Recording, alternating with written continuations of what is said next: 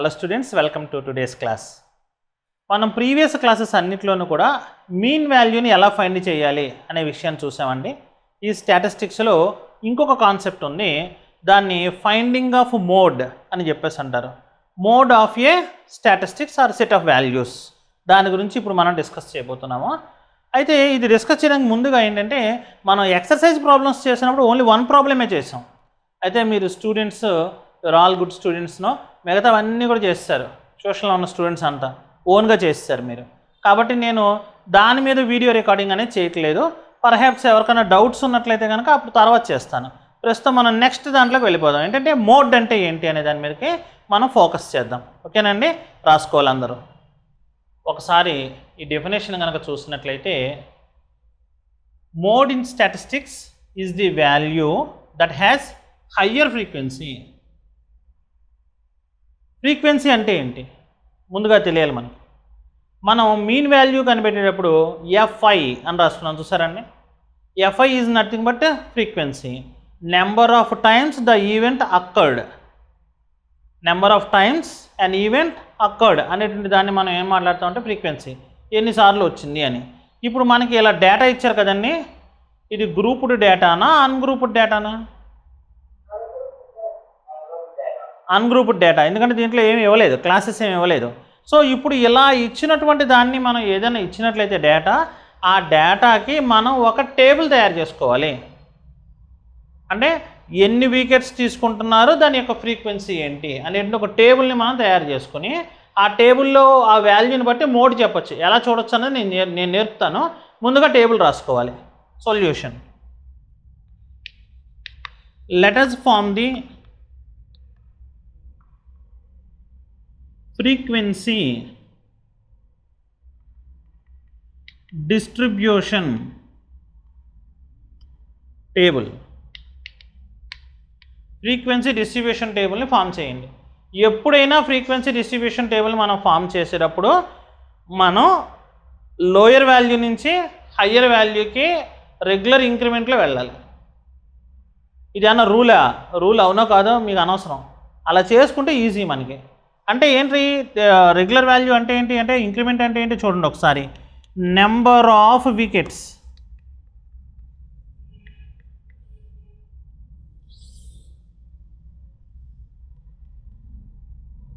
Number of matches. ఈ నెంబర్లన్నీ ఏంటండి?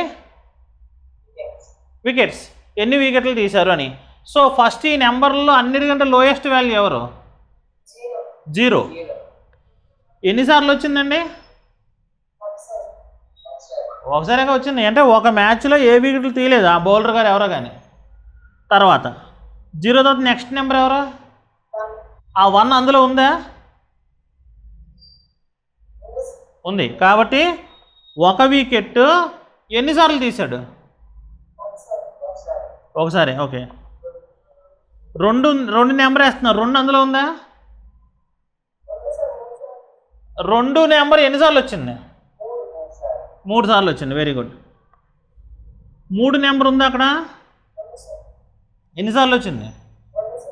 2. 4 number ఉందా అక్కడ? ఎన్నిసార్లు వచ్చింది? ఒకసారి. 5 నెంబర్ ఉందా అక్కడ? ఎన్నిసార్లు వచ్చింది? ఓకే. 6 నెంబర్ ఉందా?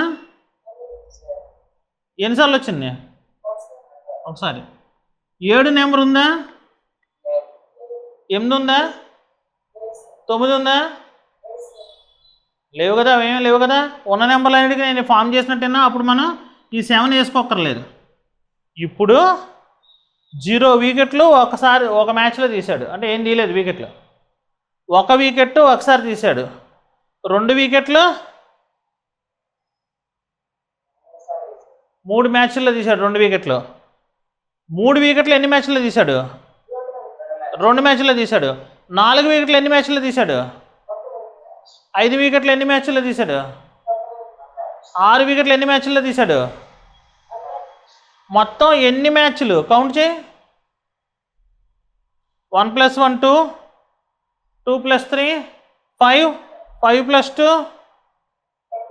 5 + 2 7, 7 + 1 8, 8 + 1 9, 9 + 1 10. ఆయన అన్న 10 మ్యాచెస్ వచ్చినాయి రాలేదా పైన? ఈ యొక్క 10 మ్యాచెస్ అన్నాడు కదా, వచ్చినా? ఇప్పుడు మోడ్ అంటే ఏంటో డెఫినేషన్ బట్టి చెప్పు నువ్వేంటో. దీని యొక్క మోడ్ ఏంటయ్యా అంటే నీకు 2 అవుతుంది. ఎందుకని? 2 is nothing but the mode in statistics the value that has higher frequency. వాల్యూకి హయ్యర్ ఫ్రీక్వెన్సీ ఉంది. ఎవరికి ఇక్కడ హయ్యర్ ఫ్రీక్వెన్సీ ఉంది? 2 వికెట్లు తీయటం అనే దానికి హయ్యర్ ఫ్రీక్వెన్సీ ఉంది. కాబట్టి మోడ్ ఏంటి అంటే మీరు డైరెక్ట్గా ఇలా రాసుకోవచ్చు. ఏమని? Mode is equal to 2, it's frequency is 3 times. 3 times out of 10 matches. 10 matches 3 times తీస్తారు అలాగా. ఇది ఇప్పుడు నేను దేనికి చేశాను? మోడ్ అనేది అన్గ్రూప్డ్ డేటాకు చేశాను. కానీ ఇంత సింపుల్గా మనకి ఎగ్జామినేషన్స్లో ఇవ్వరు, గ్రూప్డ్ డేటాకు అడుగుతారు. గ్రూప్డ్ డేటాకి ఎలా చేయాలని ఇప్పుడు చెప్తాను, ఇంతవరకు రాసుకోండి. Is that clear? ఇప్పుడు గ్రూప్డ్ డేటాకి ఎలా వేయాలి, మోడ్ని ఎలా ఫైండ్ చేయాలి అన్న విషయాన్ని ఇప్పుడు నేను ముందుగా బోర్డు మీద ఫార్ములాస్ అవన్నీ కూడా రాసి చూపిస్తానండి. ముందు రాసేసుకోండి. రాసేసుకున్న తర్వాత దాని ఎక్స్ప్లెనేషన్ ఇస్తాను. Is that clear? మనకి గ్రూప్డ్ డేటా ఇచ్చి మోడ్ కనుక్కోమన్నట్లయితే కనుక ఈ మెథడాలజీని మనం అప్లై చేస్తామండి. ముందుగా గ్రూప్డ్ డేటాలో మనకి నెంబర్ ఆఫ్ క్లాసెస్ ఉంటాయి కదా, అంటే క్లాస్ ఇంటర్వెల్స్ ఉంటాయి. సపోజ్ మనం ఏదైనా ఒక ప్రాబ్లం తీసుకున్నాం అనుకోండి, 15 to 25 2 ఉన్నాయి, అలాగే 25 to 35 5 ఉన్నాయి, 35 to 45 6 ఉంది ఫ్రీక్వెన్సీ, 45 to 55 7 45 to 55 1 ఉంది ఫ్రీక్వెన్సీ అని చెప్పేసి నేను ఇలా తీసుకున్నాను అనుకోండి ఒక డేటాని.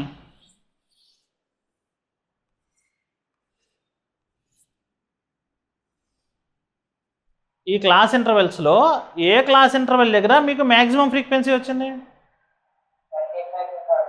కదండి? 35 to 45 దగ్గర ఎంత వచ్చింది ఫ్రీక్వెన్సీ? మనకి 6 అని వచ్చింది. ఏమై క్లియర్? కాబట్టి ఈ క్లాస్ని ఏమని అంటారంటే మోడల్ క్లాస్ అంటారు. మోడల్ క్లాస్ చూడండి, నేను డెఫినేషన్ రాసా. It is the class with maximum frequency in the given class intervals. ఇచ్చిన క్లాస్ ఇంటర్వెల్స్లో మ్యాక్సిమం ఫ్రీక్వెన్సీ ఎక్కడుంటే దాన్ని మోడల్ క్లాస్ అంటారు. ఈ మోడల్ క్లాస్లో లోయర్ లిమిట్ ఎంత? వెరీ గుడ్, ఇది 35. అంటే ఎల్ వాల్యూ ఎంత? 35. ఓకేనండి. అంటే L is equal to lower limit of the modal class అంటే 35. Is that clear? ఇప్పుడు దీని ఎదురుగుండా ఒక ఫ్రీక్వెన్సీని చూసావా? ఈ ఫ్రీక్వెన్సీని F1 అనుకోవాలి, దీనిపైన ఉన్నటువంటి ఫ్రీక్వెన్సీని F0 అనుకోవాలి, దీని తర్వాత ఫ్రీక్వెన్సీని F2 అనుకోవాలి. ఓకేనా? సో చూడండి, F1 అంటే ఏంటి? ఇక్కడ రాశాను చూడు, frequency of the modal class. Model క్లాస్లో ఎంత ఫ్రీక్వెన్సీ మీరు ఫైండ్ చేస్తున్నారో దాన్ని F1 అనుకోవాలి. F0 అంటే ఏంటి? Frequency of the class preceding the modal class. అంటే మోడల్ క్లాస్ కంటే ముందున్న క్లాస్ని మనం F0 అని చెప్పేసి తీసుకోవాలి. ఇది ఇప్పుడు ఎవరు 5 అన్నది మోడల్ క్లాస్ కంటే ముందుందా లేదా? ఉంది. కాబట్టి ఈ ఫ్రీక్వెన్సీ ఎవరవుతారు? F0 అవుతుంది.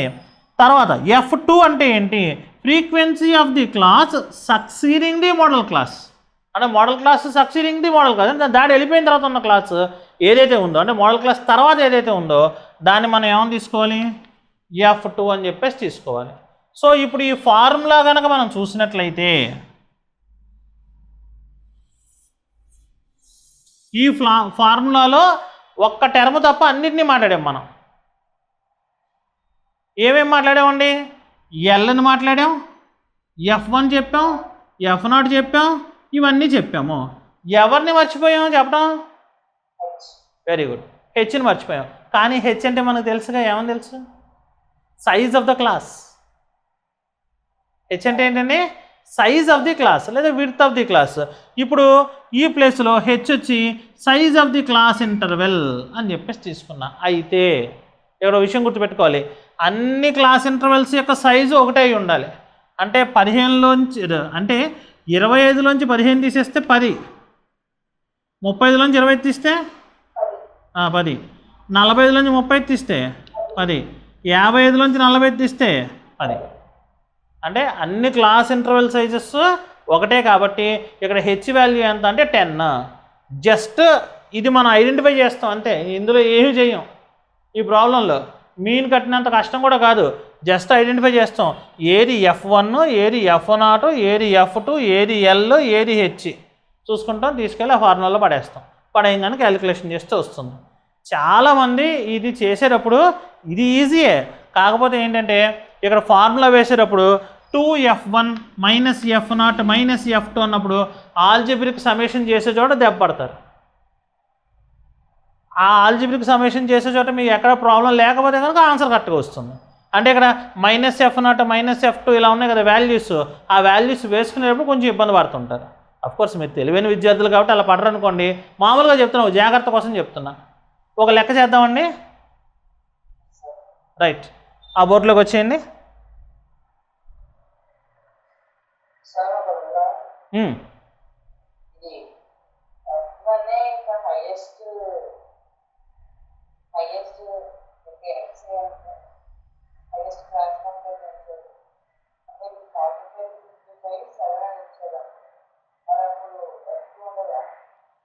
Okay, here is a good question sir. ఒకవేళ అప్పుడు మీకు మిడిల్లో ఫైండ్ అయింది కదా, ఇక్కడ ఈ మిడిల్లో ఫైండ్ అయింది కాబట్టి పైన ఒక వాల్యూ కింద ఒక వాల్యూ చేసి తీసుకుంటున్నారు.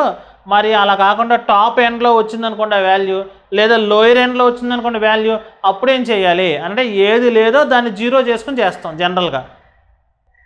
ఏమే క్లియర్? అంటే ఇప్పుడు టాప్లో వచ్చిందనుకో ఇది, అంటే ఇక్కడ సపోజ్ ఈ వాల్యూ నీకు 7 వచ్చిందనుకో, ఈ 7 వచ్చిందని నువ్వేమనుకోవాలి? F1 అనుకోవాలి. మరి F0 లేదు కాబట్టి 0, కాబట్టి 0 లేదు. ఒకవేళ ఇక్కడ ఇది 2 ఎలాగా ఉంది, ఈ ప్లేస్లో 10 వచ్చింది వాల్యూ, సో ఈ ప్లేస్లో ఇది ఏమవుతుంది అప్పుడు? F1. F0 ఉందా లేదా? ఉంది, అంటే పై వాల్యూ ఉంది, F0 ఉంది. ఎవరు లేరు? F2 <0 అనుకుంటాం. అర్థమవుతుందండి చెప్పింది? సో ఆయా సందర్భాలు వచ్చినప్పుడు ఆ లెక్క చేసేటప్పుడు నేను కొంచెం డీటెయిల్గా మీకు చెప్తాను ఎలా అన్నది. Is that clear? రైట్, వెళ్తే ఒక ప్రాబ్లం రాద్దామండి, రాసి దాన్ని సాల్వ్ చేద్దాం. ఓకే, ఈ బోర్డు మీద ఉన్నటువంటి ప్రాబ్లం నోట్ చేసుకోండి. ఈ బోర్డు మీద ఉన్నటువంటి ప్రాబ్లం వచ్చి మీకు పేజ్ నెంబర్ 184లో ఉందండి. ఇది ఎగ్జాంపుల్ 5 ప్రాబ్లం. ఒకసారి నేను ప్రాబ్లం చదువుతున్నాను. A survey conducted on 20 households in a locality by a group of students resulted in the following frequency table for number of family members in a household. ఒక లొకాలిటీలో ఉన్నటువంటి 20 householdsని, అంటే 20 houses-లో వాళ్ళు survey చేస్తారంట, group of students.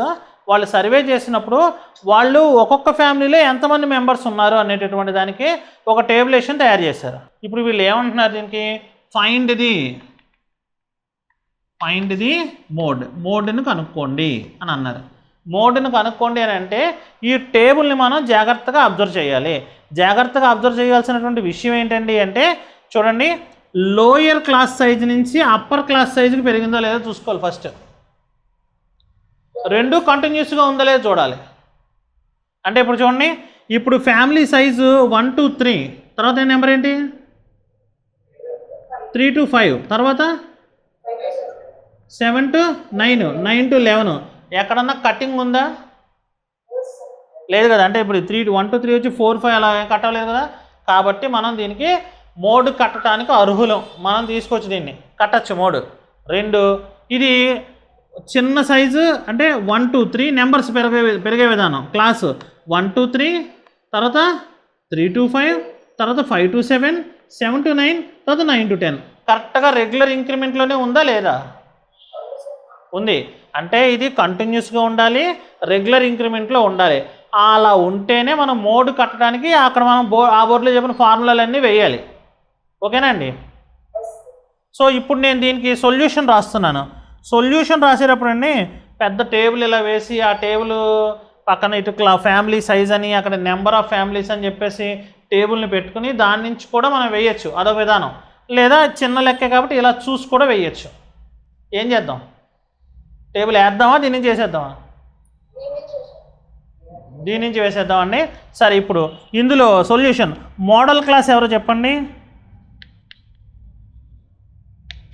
Maximum frequency ఎక్కడ వచ్చింది? ఇక్కడ వచ్చిందంట, కరెక్టేనా? ఇది కరెక్టా? మరి ఏది కరెక్ట్? 8 ఉన్నది. సో ఇది మనం సెలెక్ట్ చేస్తాం. This one is modal class. ఇది ఎవరండి? Modal class. ఓకేనండి. ఇక్కడ మోడల్ క్లాస్ ఎంత ఎవరండి?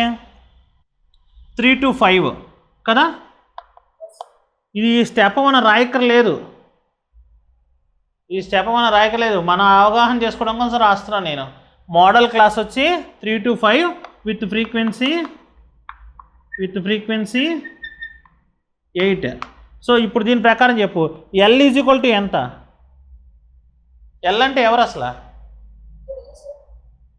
అది ఎల్ అంటే ఎవరు? రాసుకోండి. Lower limit of modal class is equal to 3.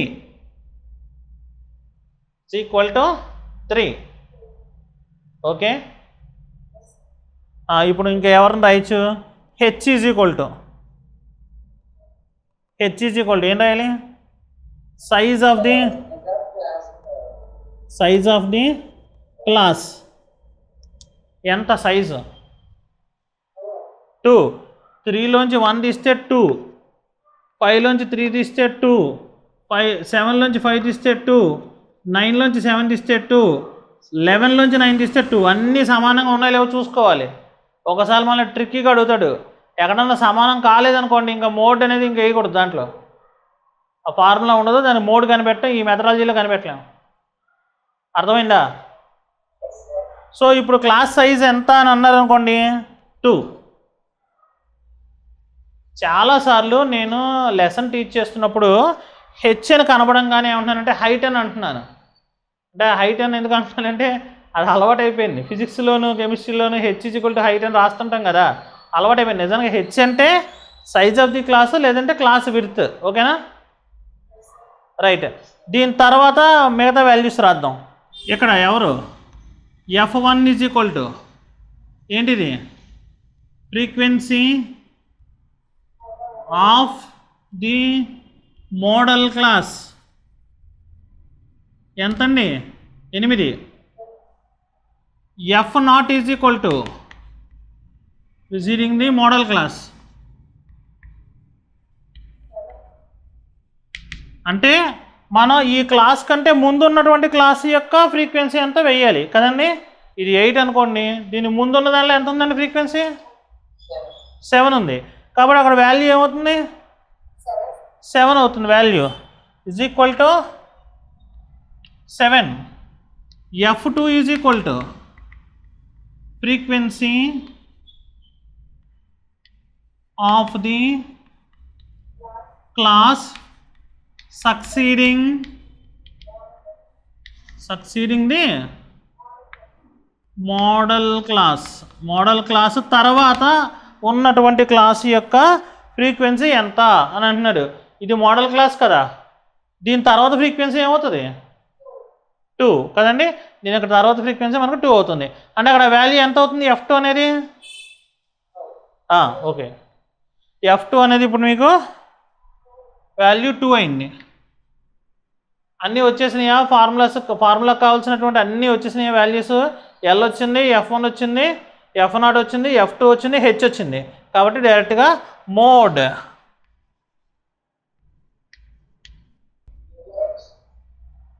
కదండి. ఒక్కొక్క వాల్యూ జాగ్రత్తగా సబ్స్టిట్యూట్ చేయండి. ఎల్ వాల్యూ ఎంత? 3 ప్లస్ F1 ఎంత? F0 ఎంత? 2 ఇంటూ F1 అంటే ఎంత? F0 ఎంత? F2 ఎంత? హెచ్ ఎంత? దీన్ని క్యాలిక్యులేట్ చేసి వాల్యూ చెప్పండి. ఒకసారి నేను కూడా చేస్తా చూడండి క్యాలిక్యులేషను. 3 ప్లస్ 8లోంచి 7 తీస్తే 1, 8 2 16, మైనస్, ఈ రెండు మైనస్ గుర్తులు కాబట్టి 7కు 2 కలిపేసుకోవచ్చు, 9 into 2 that is equal to 3 plus 1/16లోంచి 9 తీసేస్తే 7 ఇంటూ 2 అంటే 3 ప్లస్ 2/7 అంతేనండి. 7 తోటి 2ని చేసామనుకోండి 0.20, 2 సార్లు 14, 6, 60, 7 8 56, 6, 4, 0, 7 5 35, 35, 5, 50, 7 7 49, చివరకు 1 మిగులుతుంది.